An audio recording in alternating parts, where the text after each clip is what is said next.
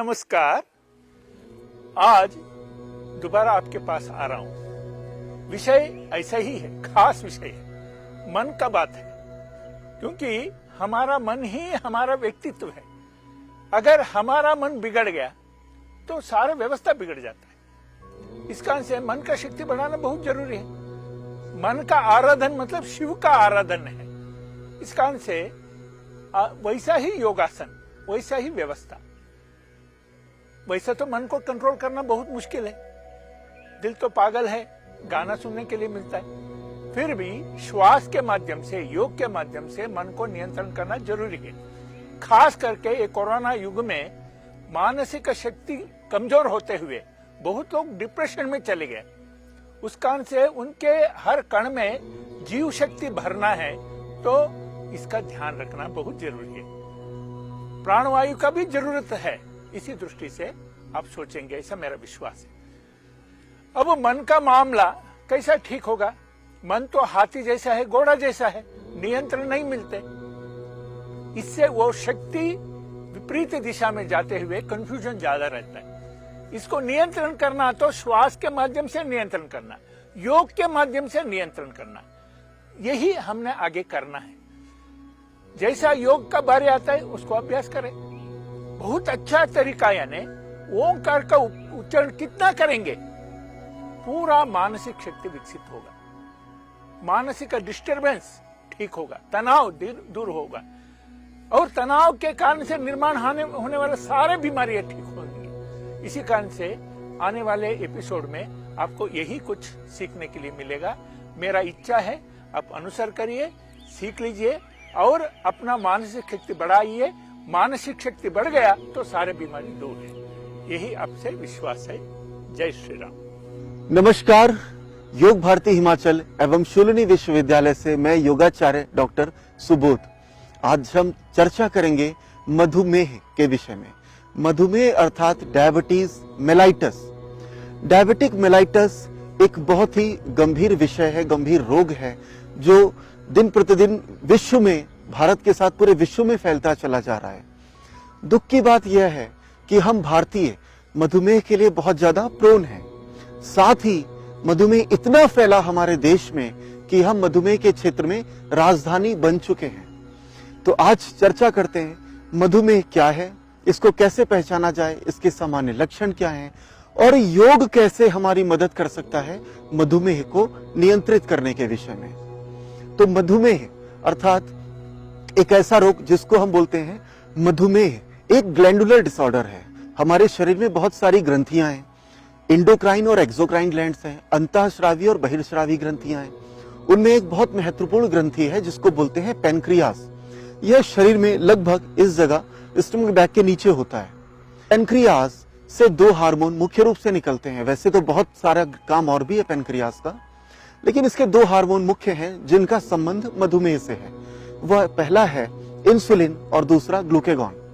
यदि इन दोनों के सिक्रीशन में, इनके तालमेल बिगड़ जाएं, कभी इंसुलिन ज्यादा और कम हो जाए, कभी ग्लूकेगॉन घट और बढ़ जाए, तो शरीर के रक्त में जो ग्लूकोज की मात्रा है उसका नियंत्रण बिगड़ जाता है। इसे बोलते हैं डायबिटीज।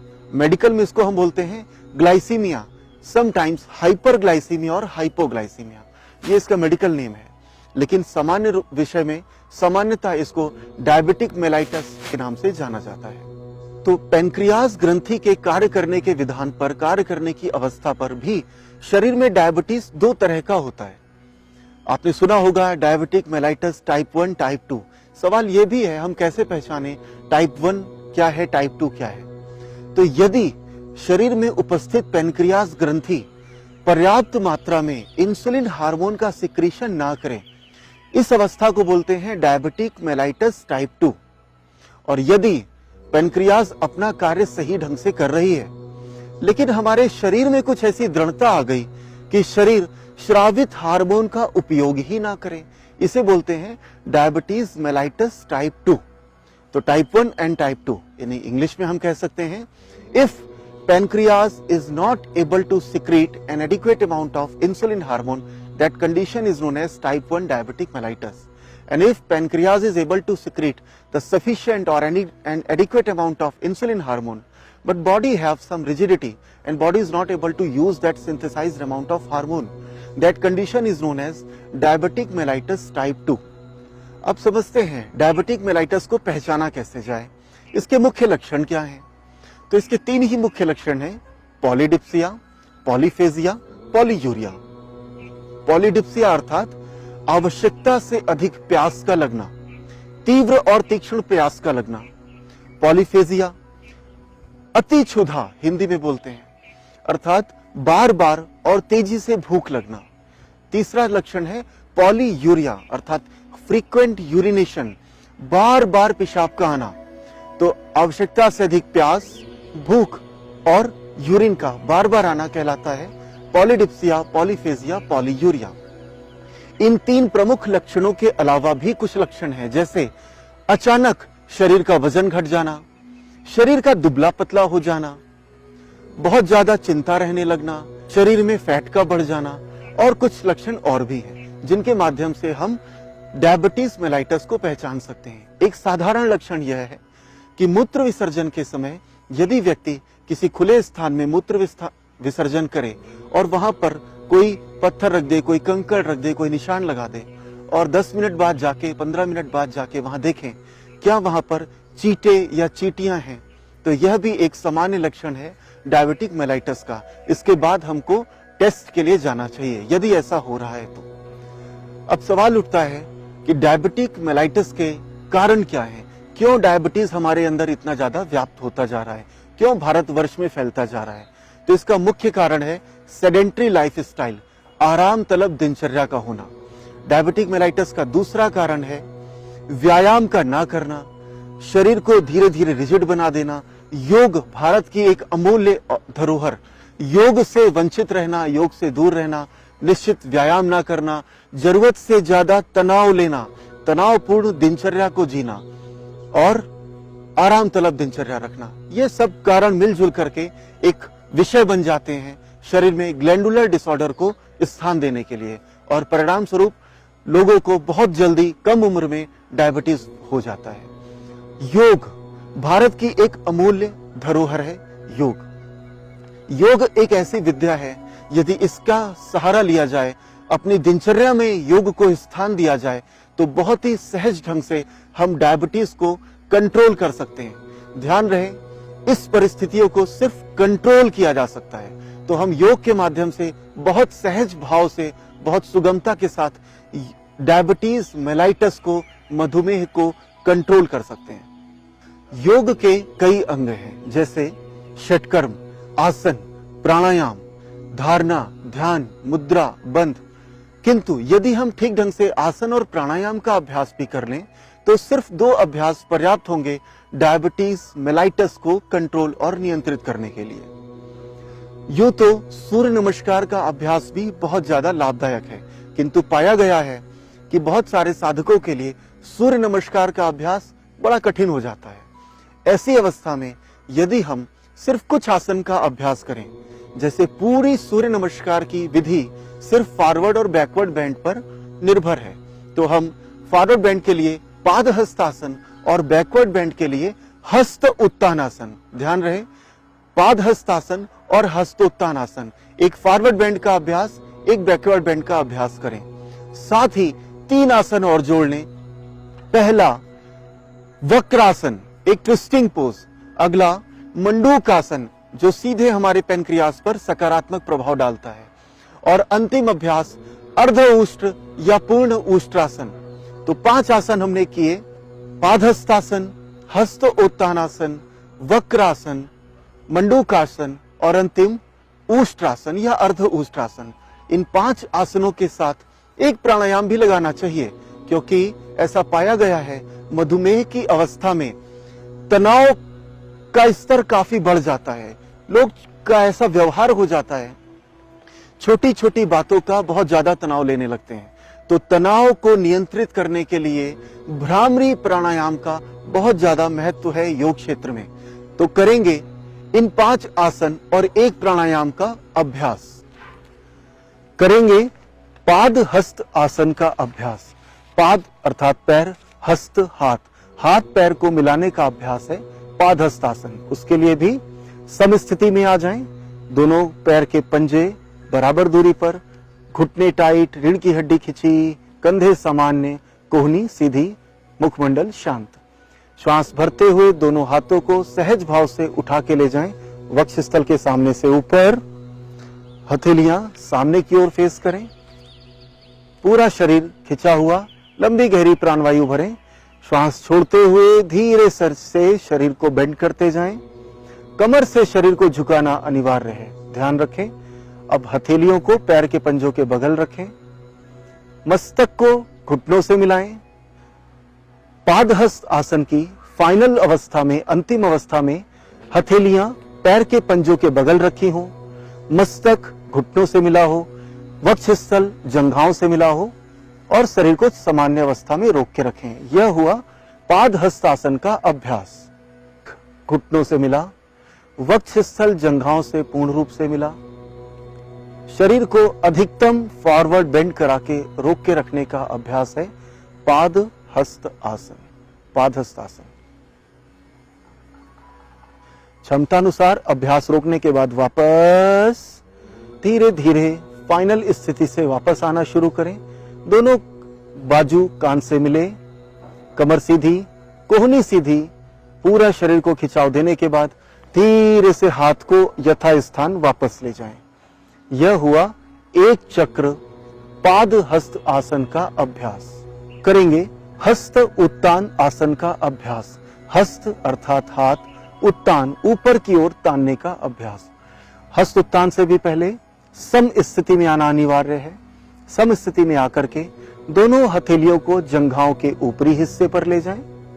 श्वास भरते हुए हाथों को साथ साथ उठाना शुरू करें। दोनों हाथ एक साथ खींच के ले जाएं कान के पास तक।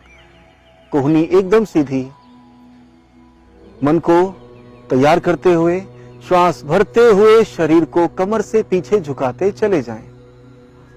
क्षमतानुसार आंखें खोल के रखें, घुटने एकदम टाइट, आंखें खोल के रखें।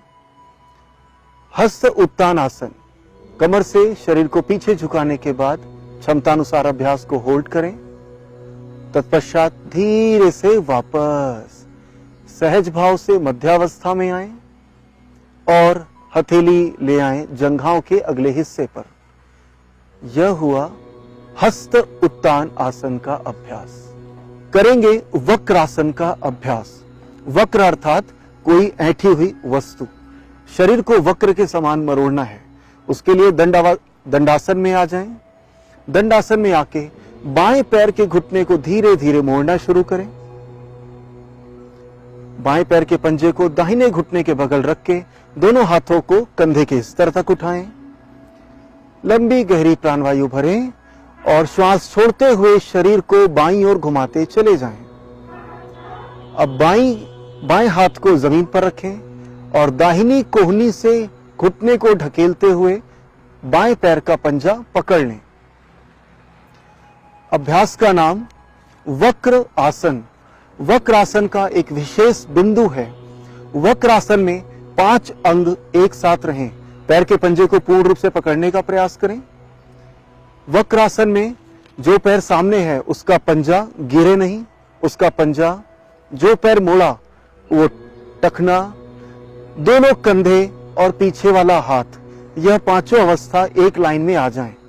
यदि यह 5 अंग एक लाइन में है तो यह है वास्तविक वक्र आसन का अभ्यास।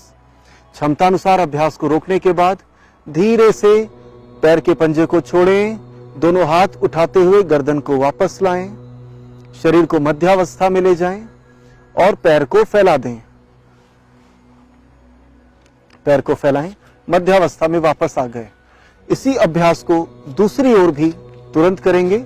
दाहिने पैर के घुटने को मोड़ा, दाहिने पंजे को बाईं टखने के बगल रखा, दोनों हाथ कंधे तक पुनः उठाए, लंबी गहरी प्राणवायु भरी, श्वास छोड़ते हुए शरीर को दाहिनी ओर घुमा दें। दाहिनी ओर जाके पिछले हाथ को जमीन पर रखें। बाएं हाथ की कोहनी से दाहिने घुटने को ढकेलते हुए दाहिने पैर के पंजे को पकड़ लें। अब शरीर के 5 अंगों को पुनः एक लाइन में लाने का प्रयास करें। जो पैर सामने है उसका पंजा, जो पैर मोड़ा वो टखना, दोनों कंधे और पीछे वाला हाथ, यह 5 अंग एक लाइन में आ गए, एक रेखा में आ गए, तो यह है वक्र आसन का वास्तविक अभ्यास। क्षमतानुसार अभ्यास रोकने के बाद गर्दन को वापस लाएं, पैर के पंजे को छोड़ दें, दोनों हाथ कंधे तक उठा के मध्यावस्था में वापस आएं, हाथ धीरे से नीचे ले जाएं, पैर को फिसलाते हुए यथास्थान ले जाएं। ध्यान रहे वक्रासन दोनों तरफ से करना अनिवार्य है, तभी यह एक चक्र पूर्ण होगा। यह था वक्रासन का अभ्यास। करेंगे मंडूक आसन का अभ्यास। मंडूक आसन के लिए प्रारंभिक अवस्था है वज्रासन। वज्रासन में दोनों पैर के घुटने मुड़े हुए, पैर के अंगूठे आपस में एक दूसरे को टच करें और एड़ी इस तरह से खोलें कि बीच में नितंब रख जाएं। कोहनी सीधी और हाथ खिसका के ले जाएं घुटनों की ओर। रीढ़ की हड्डी अधिकतम सीधी। यह हुआ वज्रासन। वज्रासन से जाएंगे मंडूकासन में। मंडूकासन के लिए शरीर को मंडूक अर्थात मेढक के जैसी अवस्था में लाना है। तो मंडूक के लिए दोनों हाथ में अंगूठे अंदर करते हुए मुष्टिका बांधें। मुष्टिका बांध के हाथों को नाभि के बगल में रखें। बाएं हाथ को बाईं ओर, दाहिने को दाहिनी तरफ। रीढ़ की हड्डी को खिंचाव देते हुए लंबी गहरी प्राणवायु भरें। श्वास छोड़ते हुए शरीर को आगे झुका दें। श्वास मुख खोल के छोड़ें ताकि अधिकतम प्राणवायु बाहर जाए और शरीर ज्यादा से ज्यादा आगे बेंड कर सके। मस्तक सामान्य रखें। क्षमतानुसार अभ्यास रोकने के बाद सामान्य अवस्था में वापस आएं, धीरे से वापस।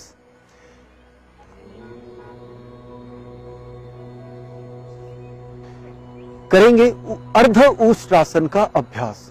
ऊष्ट्र करें तो और भी अच्छा है, किंतु जिनके लिए संभव नहीं है, अर्ध ऊष्ट्र ज्यादा सहज अभ्यास है। अर्ध ऊष्ट्र के लिए भी वज्रावस्था में बैठ जाएं, वज्रासन में बैठ जाएं। वज्रासन से धीरे से घुटनों पर खड़े हो जाएं और सहज भाव से दोनों हथेलियों को कमर पे ले जाएं। कलाई ऊपर, उंगलियां नीचे की ओर, कोहनी एक दूसरे के पास। सहज भाव से कमर को आगे ढकेलते हुए गर्दन को लटका के पीछे की ओर मुड़ते चले जाएं। ध्यान रहे अभ्यास में आवश्यकता से अधिक प्रयास नहीं करना है। क्षमतानुसार सहज भाव से शरीर को पीछे मोड़ें। क्षमतानुसार रोकने के बाद मध्यावस्था में वापस आएं। वापस आते जाएं श्वास भरते हुए और हाथ अपनी जगह पे वापस। यह हुआ ऊष्ट्रासन का अभ्यास।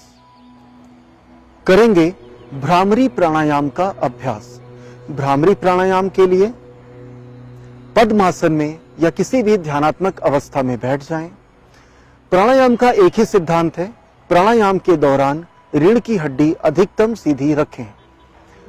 अब षण्मुखी मुद्रा के साथ यदि भ्रामरी प्राणायाम किया जाए तो यह अधिक लाभदायक होगा। षण्मुखी मुद्रा के लिए सबसे छोटी अनामिका उंगली को दोनों लिप्स के नीचे रखें, चिन पे रखें।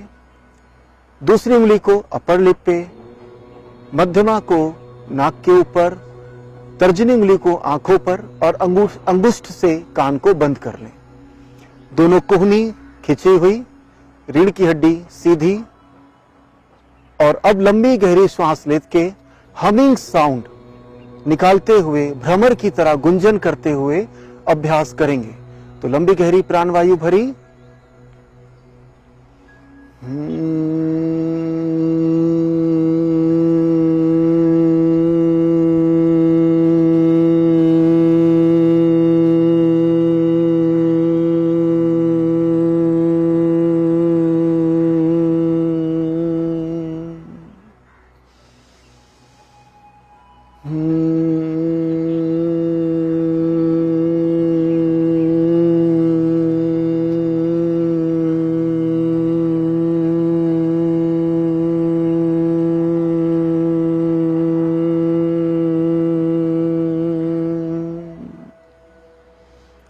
भ्रामरी प्राणायाम का तनाव, चिंता अनिद्रा और बहुत सारी मानसिक समस्याओं पर बड़ा ही सकारात्मक प्रभाव है।